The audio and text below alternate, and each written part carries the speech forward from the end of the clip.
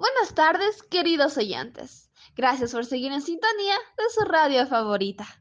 Como todos los viernes, vamos a escuchar un cuento escrito por Pablo Palacio, el cual titula La doble y única mujer. Un relato algo especial que lo escucharán a continuación. Soy una doble y única mujer. Mi espalda, mi atrás, es sin nadie se opone, mi pecho de ella. Mi vientre está contrapuesto a mi vientre de ella. Tengo 2 cabezas, 4 brazos, 4 senos, 4 piernas. Y me han dicho que mis columnas vertebrales, 2 hasta la altura de mis omóplatos, se unen allí para seguir robustecida hasta la región coxígea. Yo primera soy menor que yo segunda. Digo esto porque yo segunda soy evidentemente más débil, de cara y cuerpo más delgado, por ciertas manifestaciones que no declararé por delicadeza, inherentes al sexo, reveladoras de la afirmación que acabo de hacer.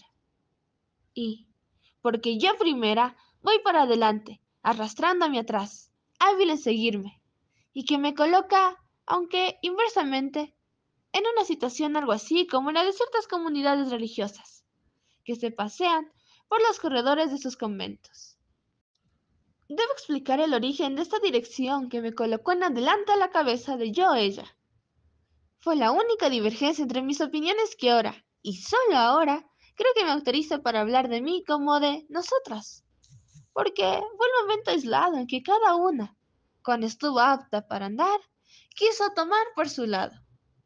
Ella, adviértase bien, la que es yo segunda, quería ir por atavismo sin duda, como todos van, mirando hacia dónde van.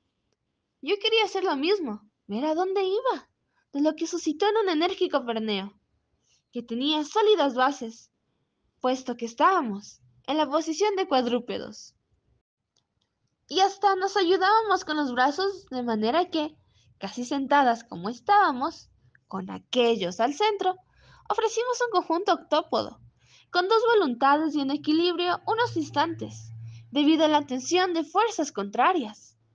Acabé por vencerla, levantándome fuertemente y arrastrándola, produciéndose entre nosotras, desde mi triunfo, una superioridad inequívoca de mi parte, primera sobre mi segunda, y formándose la unidad de que he hablado. ¿Acaso la hipótesis de la doble personalidad que me obligó antes a hablar de nosotras tenga en este caso un valor parcial debido a que era ese el momento inicial en que iba a definirse el cuerpo directivo de esta vida visiblemente doble y complicada? Pero en el fondo no lo tiene. Casi solo le doy un interés expresivo de palabras que establece un contraste comprensible para los espíritus extraños, y que en vez de ir como prueba de que en un momento dado pudo existir en mí un doble aspecto volitivo, viene directamente a comprobar que existe dentro de este cuerpo doble un solo motor intelectual que da por resultado una perfecta unicidad en sus actitudes intelectuales.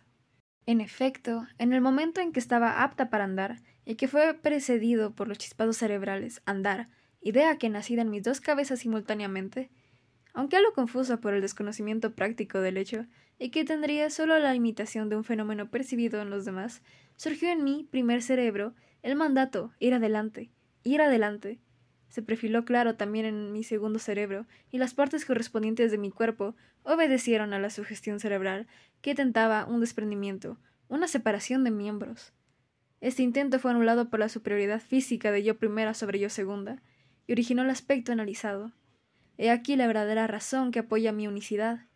Si los mandatos cerebrales hubieran sido ir adelante e ir atrás, entonces sí, no existiría duda alguna acerca de mi dualidad, de la diferencia absoluta entre los procesos formativos de la idea del movimiento. Desde ese momento, yo primera como superior, ordeno los actos que son cumplidos sin réplica por la yo segunda. En el momento de una determinación o de un pensamiento, estos surgen a la vez en mis 2 cerebros. Por ejemplo, voy a pasear, y yo primera soy quien dirige el paseo y recojo con prioridad todas las sensaciones presentadas ante mis sensaciones, que comunico inmediatamente a yo segunda. Igual sucede con las sensaciones recibidas por esta otra parte de mi ser. De manera que, al revés de lo que considero, siempre sucede con los demás hombres, siempre tengo yo una comprensión, una recepción doble de los objetos. Les veo casi a la vez por los lados, cuando estoy en movimiento, y con respecto a lo inmóvil, me es fácil darme cuenta perfecta de su inmovilidad. Con solo apresurar el paso de manera que yo, segunda, contemple casi al mismo tiempo el objeto inmóvil. Si se trata de un paisaje, lo miro sin moverme, de uno y otro lado, obteniendo así la más completa recepción de él, en todos sus aspectos. Yo no sé lo que sería de mí de estar constituida como la mayoría de los hombres. Creo que me volvería loca, porque cuando cierro los ojos de yo segunda o los de yo primera, tengo la sensación de que la parte del paisaje que no veo se mueve, salta, se viene contra mí, y espero que al abrir los ojos lo encontraré totalmente cambiado. Además, la visión lateral me anonada. Será como ver la vida por un huequito. Ahora es necesario que apresure un poco esta narración, yendo a los hechos y dejándolo especular para más tarde. Unos pocos detalles acerca de mis padres, que fueron individuos ricos y por consiguiente nobles, bastará para aclarar el misterio de mi origen. Mi madre era muy dada a las lecturas perniciosas y generalmente novelescas. Parece ser que después de mi concepción, su marido y mi padre viajó por motivos de salud.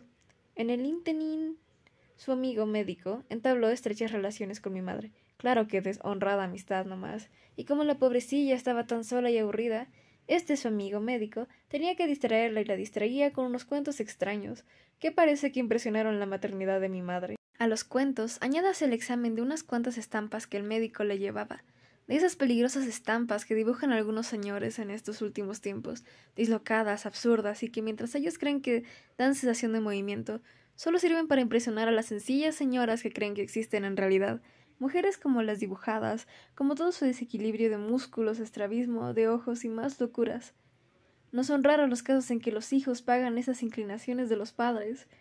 Una señora amiga mía fue madre de un gato. Ventajosamente, procuraré que mis relaciones no sean leídas por señoras que puedan estar en peligro de impresionarse, y así estaré segura de no ser nunca causa de una repetición humana de mi caso. Pues sucedió con mi madre que, en cierto modo, ayudada por aquel señor médico, llegó a creer tanto en la existencia de individuos extraños que poco a poco llegó a figurarse un fenómeno del aquel soy relato. Nací más o menos durante el periodo normal, aunque no aseguro que fueran normales los sufrimientos que tuvo que pasar mi madre, mi pobre madre, no solo durante el trance, sino después porque apenas me vieron horrorizados, el médico y el ayudante se lo contaron a mi padre, y encolerizado, le insultó y la pegó, tal vez con la misma justicia, más o menos, que la que asiste a algunos maridos que maltratan a sus mujeres porque les dieron una hija en vez de un varón como querían. Madre me tenía una cierta compasión insultante para mí. Era tan hija suya como podría haberlo sido una tipa igual a todas. De esas que nacen para hacer pucheritos con la boca, zapatear y coquetear. Padre, cuando me encontraba sola, me daba de puntapiés y corría. Yo era capaz de matarlo al ver que mis llantos era de los primeros que iba a mi lado, acariciándome uno de los brazos. Me preguntaba con su voz hipócrita: ¿qué es lo que te ha pasado, hijita? Yo me callaba. No sé bien por qué, pero una vez no pude ya soportarlo y le contesté, queriendo latillarle con mi rabia: tú me pateaste en ese momento y corriste, hipócrita. Pero como mi padre era un hombre serio y aparentaba delante de todos quererme, y lo habían visto entrar sorprendido, y por último merecía más crédito que yo, todos me miraron, abriendo mucho la boca, y se vieron después las caras. Un momento después, a retirarse, oí que mi padre dijo en voz baja: tendremos que mandar a esta niña al hospicio. Yo desconfío de que esté bien de la cabeza. El doctor me ha manifestado también sus dudas. Caramba, qué desgracia. Al oír esto me quedé absorta. No me daba cuenta de lo que podía ser un hospicio. Pero nada era mejor que alejarme de mis padres. Despedirme no iba a ser doloroso, al contrario. Hubiera deseado no haber escuchado una conversación que tuvieron los criados. Decían que a todos los locos los azotaban, los bañaban con agua helada, los colgaban de los dedos de los pies por 3 días en el vacío, lo que acabó por sobrecogerme. Fui lo más pronto que pude donde mi padre, a quien le encontré discutiendo en voz alta con su mujer, y me puse a llorar delante de él, diciéndole que seguramente me había equivocado el otro día, y que debía de haber sido otro el que me había maltratado, que yo lo amaba y respetaba mucho, y que me perdonase. Si lo había podido hacer, me hubiera arrodillado. Buena gana para pedírselo, porque había alcanzado a observar que las súplicas, los lamentos y alguna que otra tontería adquieren un carácter más grave y enternecedor en esa posición. Al oírme mi padre, no sé por qué me miró de una manera especial, entre furioso y amargado. Se apuró y se paró violentamente. Creo que vi humedecerse sus ojos. Al final dijo, cogiéndose la cabeza, «Este demonio va a acabar por matarme». Y salió sin regresar a ver. Pensé que ese iba a ser mi último momento de vida en esa casa, pero al escuchar tantos ruidos, llantos y movimiento de los criados, me di cuenta de que no había pasado eso. Me cogieron y a pesar de mis pataleos me llevaron a mi dormitorio, donde me encerraron con llave, y no volví a ver más a mi más grande enemigo. Después de algún tiempo, supe que se había suicidado, noticia que recibí con gran alegría, puesto que vino a comprobar una de las hipótesis dulces que contrapesaban y hacían balancear mi tranquilidad, en oposición a otras amargas anunciadoras de un cambio desgraciado en mi vida. Cuando tuve 21 años, me separé de mi madre, que era entonces todavía mujer joven. Ella aparentó un gran dolor, que tal vez habría tenido algo de verdadero, puesto que mi separación representaba una notabilísima disminución de la fortuna que ella usufructuaba. Con lo que me tocó en herencia me he instalado muy bien, y como no soy pesimista, de no haberme ocurrido la mortal desgracia que conoceréis más tarde, no habría desesperado de encontrar un buen partido. La diversidad de mis muebles es causa del gran dolor que siento al no poder ir de visita. Solo tengo una amiga que, por tenerme con ella algunas veces, ha mandado a confeccionar una de mis sillas. Más prefiriendo estar sola, se me ve por ahí ya rara vez.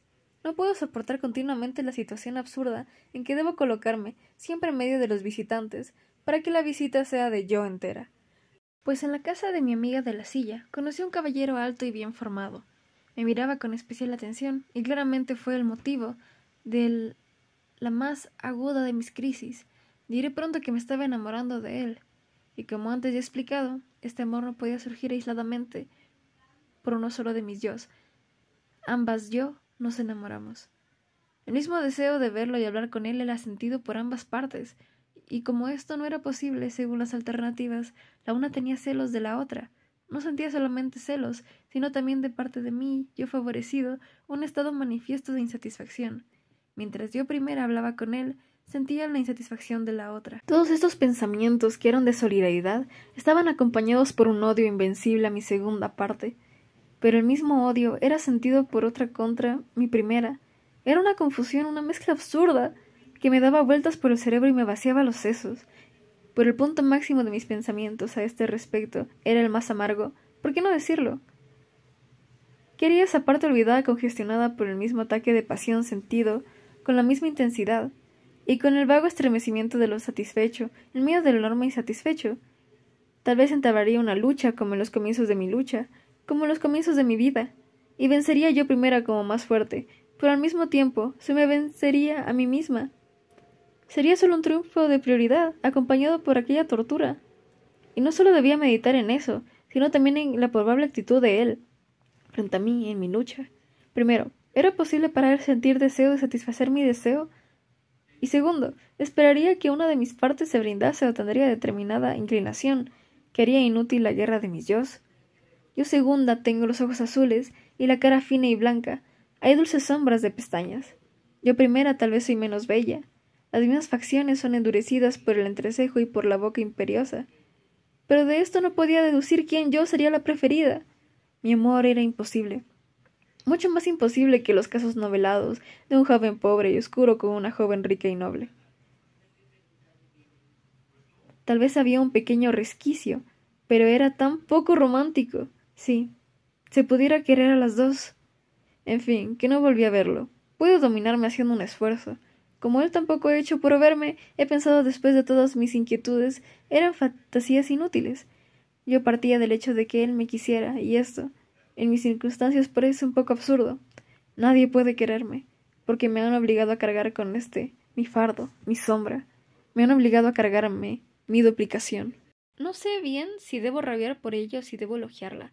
Al sentirme otra, al ver cosas que los hombres sin duda no pueden ver, al sufrir la influencia y el funcionamiento de un mecanismo complicado que no es posible que alguien conozca fuera de mí, creo que todo esto es admirable y que soy para los mediocres como un pequeño dios. pero ciertas exigencias de la vida en común que irremediablemente tengo que llevar y ciertas pasiones muy humanas que la naturaleza al organizarme así debió lógicamente suprimir y modificar, han hecho que más continuamente piense en lo contrario. Naturalmente esta organización distinta, trayéndome usos distintos, me ha obligado a aislarme casi por completo. A fuerza de costumbre y de soportar esta contrariedad, no siento absolutamente nada de principio social. Olvidando todas mis inquietudes, me he hecho una solitaria. Hace más o menos un mes he sentido un insistente comezón en mis labios de ella. He venido el médico y ha hablado de proliferación de células, de neoformaciones. En fin, algo vago, pero que yo comprendo. El pobre habrá querido no impresionarme.